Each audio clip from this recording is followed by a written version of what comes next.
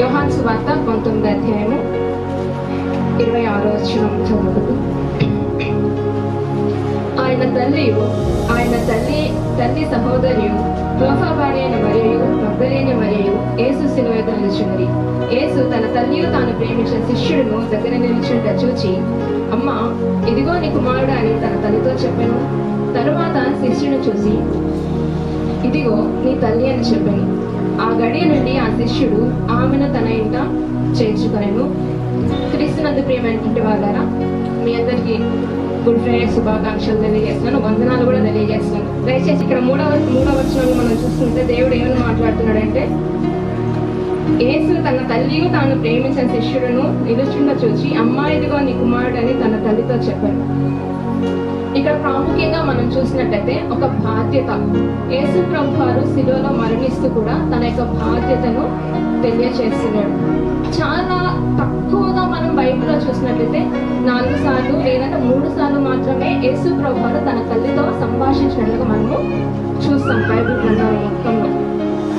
అయితే మనం చూసినట్లయితే మొట్టమొదటిగా యేసు ప్రభు వారు జన్మించినప్పుడు ఆయనకి దగ్గర 12 సంవత్సరాలు వచ్చినప్పుడు యెరూషలేము దేవాలయంలోనికి ఆయన వెళ్ళి అక్కడ దేవుని ఆరాధించిన తర్వాత వాళ్ళు తిరిగి ప్రయాణమై 3 దినములంతా ప్రయాణమై వెళ్ళిపోయిన తర్వాత చూసుకుంటే యేసు ప్రభు వారు అక్కడ కనిపించినప్పుడు మళ్ళీ వాళ్ళు చాలా కంగారు పడుతూ మళ్ళీ వెనక్కి తిరిగి వచ్చినప్పుడు ఆయన మంచిగా దేవాలయంలో కూర్చొని అక్కడ ఉన్నటువంటి శాస్త్రులతోటి పరిసయ్యులతోటి సంభాషిస్తున్నప్పుడు తన తల్లి యేసేపు గారు తండ్రి వదిలోని వచ్చి, అయ్యా, నీ కోసం మేము ఎంత కంగారు పడుతున్నామో తెలుసా, నీ తండ్రి ఎంతో కంగారు పడుతున్నాడు అనే సమయంలో ఆయన అంటాడు, నేను నా తండ్రి పని మీద ఉన్నాను, నీకు తెలియదా అనేసి మాట్లాడుతుంటాడు.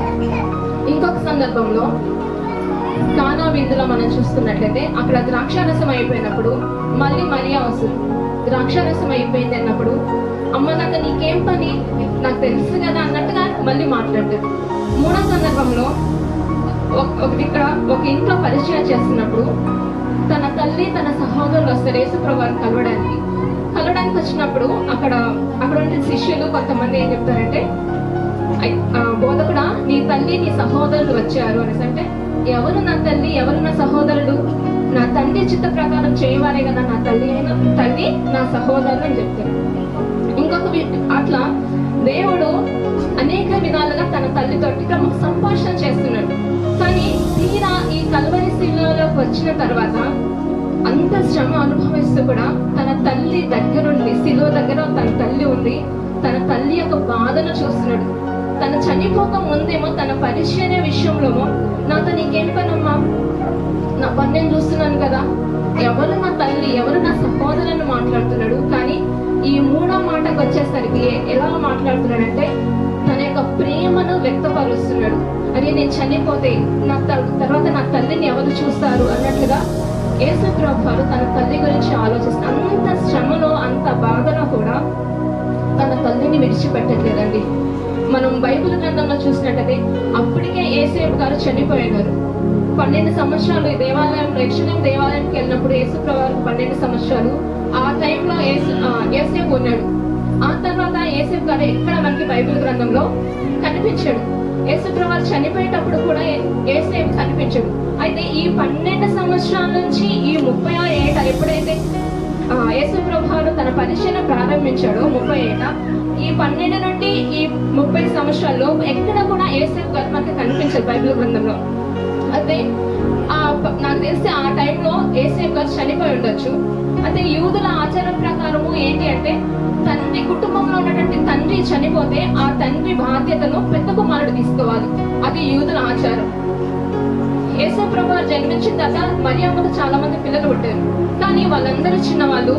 ఈ యేసు ప్రభు ఏం చేస్తున్నారంటే వడ్రంగి పని చేసేవాడు, తన తండ్రి వడ్రంగి పని చేసేవాడు కాబట్టి తను కూడా తన తండ్రి చనిపోయిన తర్వాత ఆ వడ్రంగిని పని చేశాడండి.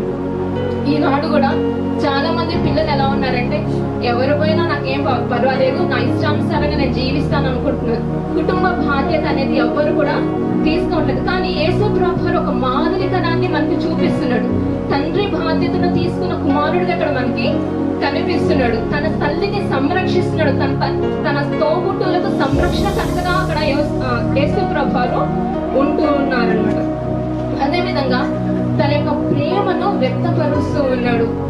ఇన్ని సంవత్సరాలు నేను ఉన్నాను, ఇప్పుడు నేను చనిపోతే నా తల్లి బాధ్యత ఎవరు తీసుకుంటారు అనేసి ఆ సమయంలో చూస్తున్నప్పుడు యోహాను కనిపిస్తాడండి. మనం యేసు ప్రభువారి శిష్యులను చూసినట్లయితే పేతురు, యాకోబు, యోహాను వీరు ముగ్గురు కూడా యేసు ప్రభువుతో ఎక్కువ దినాలు ఉన్నారు, ఎక్కువసేపు ఆయన సమయాన్ని గడిపారు. కానీ యాకోబు సహోదరుడే యోహాను. కానీ యాకోబుకు ఇవ్వనటువంటి ధన్యత యోహానికి ఇచ్చాడు. ఎందుకు యోహానికి అటువంటి ధన్యత ఇచ్చాడంటే పేతురు కూడా ఇవ్వచ్చు కదా.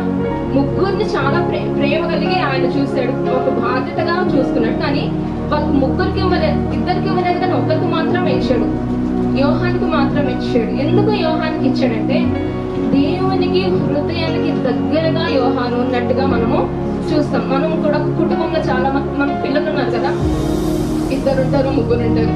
కానీ ముగ్గురు మాట ఏంటారు, కొంతమంది మాట అయినారు. ఆ ముగ్గురులో ఒకరు మాత్రమే మన హృదయానికి చాలా దగ్గరగా ఉంటారు. తల్లిదండ్రులు చెప్తాను కదా, వాస్తవం సంఘంలో నిలబడి చెప్తున్నాను కదా, మనం చెప్తాం పైకి నాకు అందరంటే ఇష్టం అని చెప్తాం. కానీ మన హృదయంలో ఏముంటది తెలుసా, మన హృదయంలో ఒకరి మీద చాలా ప్రేమ ఉంటది. ఎందుకంటే వాడు మన మాట వింటాడు, మనం చెప్పింది చేస్తాడు, మనం ఏం చేసినా ఏం చెప్పినా అదే ప్రకారంగా ఉంటాడు. అట్లనే యోహాన్ని చూసినట్లయితే యేసు ప్రభువు చెరపట్టుబడిన తర్వాత అందరూ చెదిరిపోయారండి.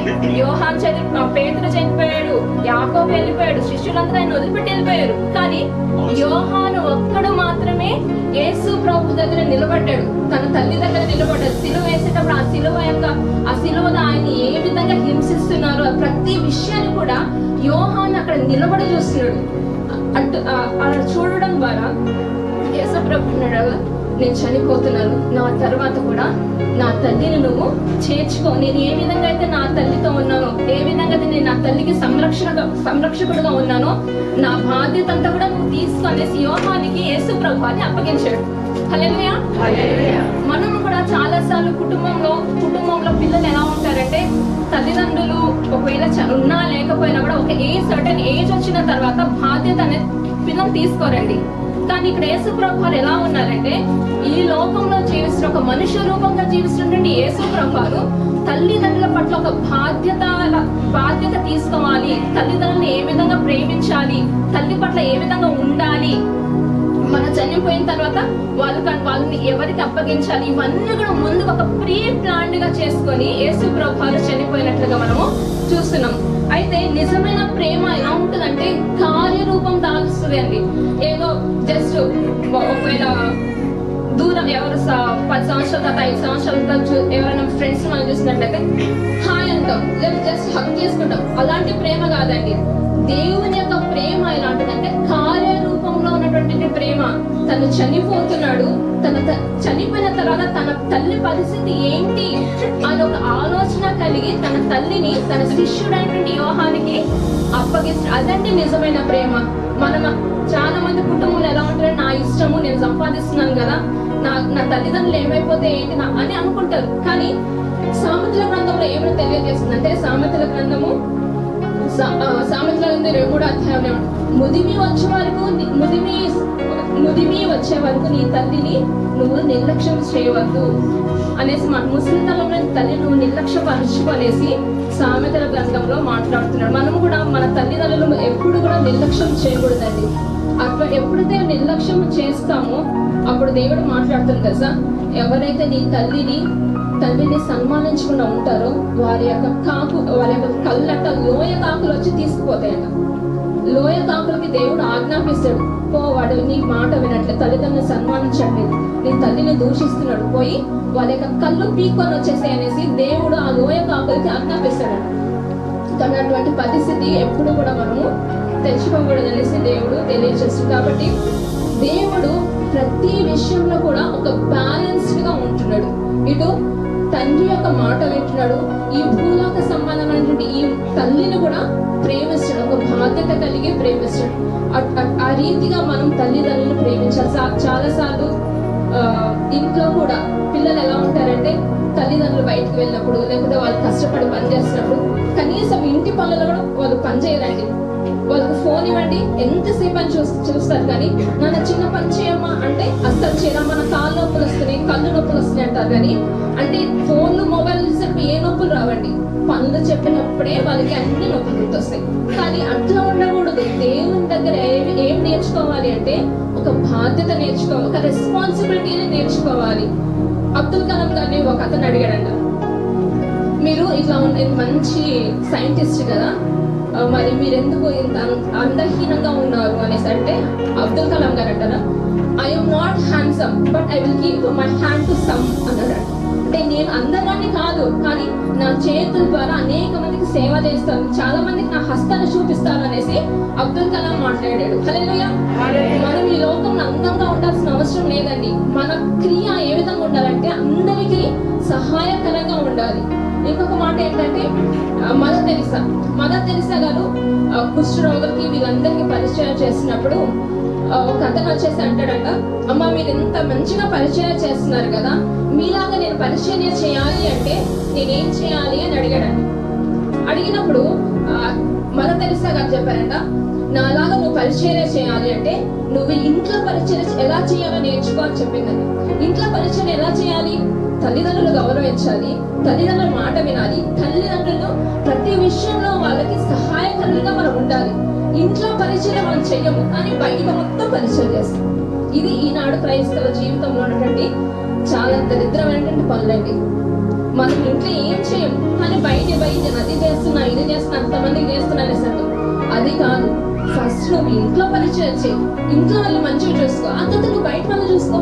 అలా లేని ఈనాడు యూత్ పిల్లలు నేను చాలా మందిని చూస్తాను, ఇంట్లో వాళ్ళని ఎవరిని పట్టించుకోరు కానీ బయట మొత్తం చూస్తారు.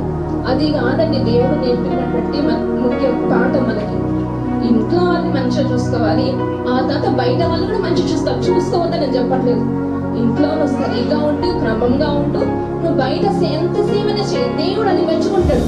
అంతేగాని తల్లిదండ్రులను సన్మానించకుండా, తల్లిదండ్రుల పట్ల బాధ్యత లేకుండా నువ్వు ఎంత చేసినా అది బూడిదలో పోసిన పన్నీరు లాంటిది. హల్లెలూయా. కాబట్టి దేవుని సన్నిధానంలో మనం ఎలా ఉండాలి అంటే ఒక బాధ్యత కలిగి దేవుని సన్నిధానంలో జీవించాలి.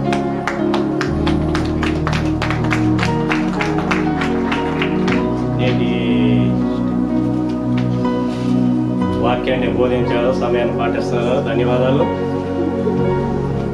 కరెంట్ పోయింది కనుక దయచేసి అందరూ లేచి నిలబడండి. ఒక చరణం పాట పాడుతున్నాం, పల్లవి పాడుతున్నాం. దయచేసి అందరూ లేచి నిలబడండి.